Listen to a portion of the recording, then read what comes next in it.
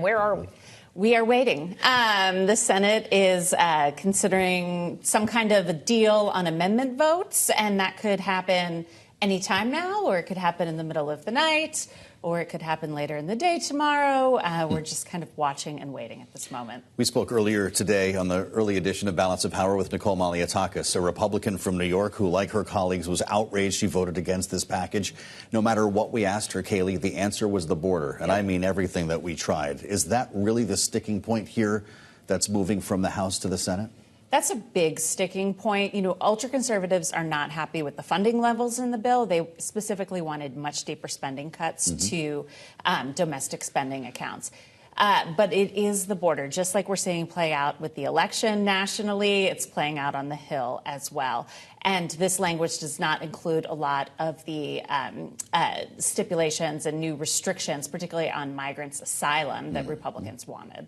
Well, certainly Marjorie Taylor Greene did not like what she saw, so she's filed this motion to vacate. She has not yet acted on it, though. She did not make this a privileged resolution, so the two-day clock has not started. Is this just all for show, or is there a real serious threat to Johnson here? Because there's also the question of whether anyone will join her in this effort. Well, it only requires one to bring this to a vote on the floor. Now, remember, she has to go to the well of the floor to actually activate this measure and to then stop all House business. And that is what has not happened yet.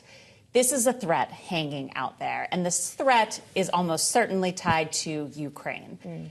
Marjorie Taylor Greene is very opposed to any additional funding for Ukraine, and that is a matter that the House is expected to take up when they return from a 2-week congressional recess. So she's essentially signaling to the Speaker, you do that, and I'm coming to the well of the House and activating this. So that's her trigger. Will Democrats come to Mike Johnson's rescue? We've heard from a couple who said they might. Yes, we've had some moderates say they might. Tom Suozzi, the new Democrat who elected to replace George Santos, he said that he would. But we did see some of this with Kevin McCarthy as well. And then all Democrats came together to vote to oust him.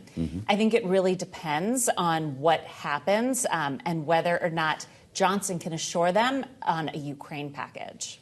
Megan Scully, we thank you for the update. And, of course, we'll keep you posted on what happens. It could be a very late night or early morning in the Senate if they get this done. Elsewhere today, Secretary of State Antony Blinken wrapping up a visit to the Middle East amid negotiations over hostages and a possible ceasefire. He spoke with reporters in Tel Aviv after meeting with Israeli Prime Minister Benjamin Netanyahu. We've made progress in the last couple of weeks on the hostage negotiations, closing gaps, but almost by definition, when you get down to the last items, they tend to be the hardest. So there's still a lot of work to be done, hard work to be done, but we're determined to try to get it done. Joining us now for more, Bloomberg's Josh Wingrove, who covers the administration for us here. Josh, it's good to see you. These dueling narratives are really something. Pushing for a ceasefire in negotiations at the same time is hearing from Israel that they will invade Rafah no matter what the U.S. says. How does the president rationalize these two? I mean, the president basically has asked them to hold off for now, and they left the door open a lot today. The Americans did, I should say, that they're not sort of trying to draw a line in the sand or anything, and they are not telling Israel what to do. So they seem to be at least preparing for the option that, you know, these talks won't yield anything. The talks that we're talking about will be here in Washington next week or so. Jake Sullivan came out a few days ago and announced that this was the intent. Biden is trying to at least publicly put pressure on Netanyahu to back away from this and explore other things, even going so far as to point out that there are sort of hotspots flaring up in areas that Israel had previously cleared, and that the Americans are saying, more or less, you haven't done a good job to keep Hamas from sort of re-entrenching in places that you thought you cleared, so you need to be more methodical about it.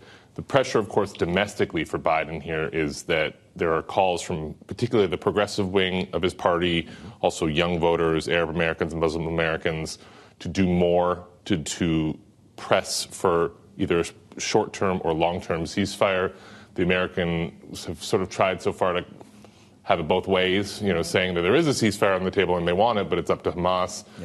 So they're really pinned right now. But this is a lot of diplomatic pressure that the administration is putting on it. This is the 6th or 7th trip by Blinken there, meeting with Netanyahu, leading up to this meeting, the Biden call, which is the first in a month between the two leaders.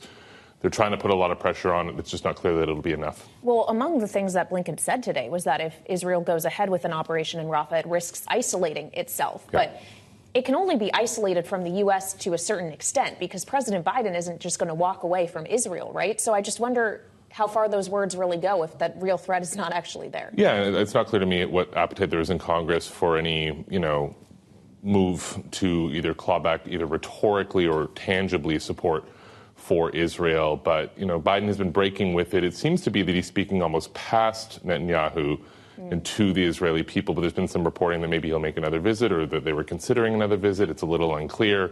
Trying to create sort of the political pressure domestically in Israel to, give room for Netanyahu and his kind of nebulous coalition of government to take a different path. But right now there are sort of warning signs everywhere. And of course, in the background of this is the aid question, which is, they continue to not be able to get enough aid in. They're building this pier. Doesn't think they're going to get a lot of food in through that. They continue to say trucks are the best way. They're airdropping stuff. It's not enough. The aid question is really hanging in the air. The warnings of famine, particularly in the north. This is a dire situation. It is one that could pay political consequences domestically for the president. That's why they're putting a lot of energy into it. But you're absolutely right. Right now, it's not clear what sort of firm leverage they have. It seems more they're trying to carve out a way for the domestic political pressure in Israel to guide Netanyahu to a certain direction.